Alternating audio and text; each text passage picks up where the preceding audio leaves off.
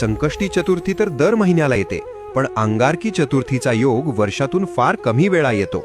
तुम्हाला माहिती आहे का, संकष्टीपेक्षा अंगारकी चतुर्थीला 21 पटीने जास्त महत्त्व का आहे?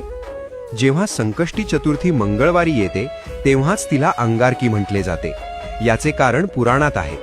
अंगारक म्हणजेच मंगळ ग्रह. अंगारकाने गणपतीची हजारो वर्षे कडक तपश्चर्या केली होती.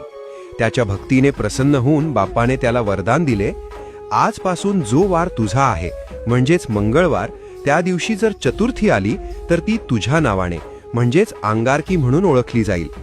या दिवसाचे महत्त्व खूप मोठे आहे.